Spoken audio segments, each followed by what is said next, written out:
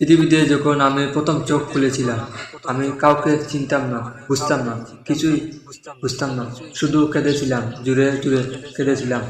আর এই সেই কান্নার শব্দ প্রথম ছুটে এসেছে ছিল আমার মার কাছে। না কোনো প্রশ্ন, না কোনো অভিযোগ, শুধু বুকে টেনে এনে নেওয়া এক জোড়া হাত, যে হাত আমার শরীরের সব কষ্ট নিজের করে দিয়েছে, যে চোখ আমাকে এক ফুটা আশ্রয় পড়ার আগে বুঝতে যেত। সে হলো আমার মা। ছোটবেলায় যখন পড়ে যেতাম, সবাই হাসতো, কিন্তু মা কাঁদতো। কারণ মায়ের কাছে সন্তানের ব্যর্থ কখনোই ছোট হয় না। এটা নিজের ব্যর্থ চেয়ে বড় হয়।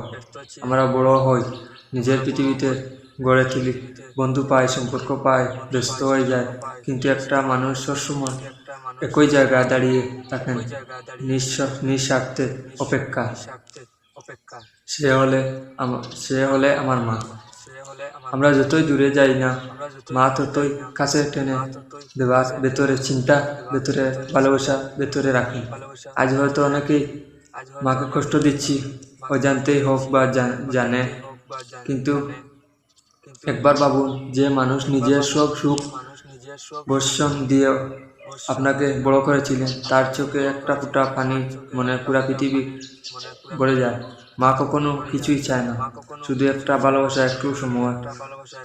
আর আমরা সব সময় দেই ফোনে, এই দুনিয়া সব কিছুতেই, কিন্তু সবচেয়ে বেশি যাকে দেখতে উচিত ছিল তবে হচ্ছে আমার মা। জীবনের অনেক কিছু হারালে বারবার পাওয়া যায়, কিন্তু মা হারালে সেটা আর কোনোদিন পাওয়া যায় না ফিরে। তাই আজ এই সময় মাকে একটা বার জড়িয়ে ধরুন, একটা বার বলুন, মা, আমি তোমাকে ভালোবাসি না মা।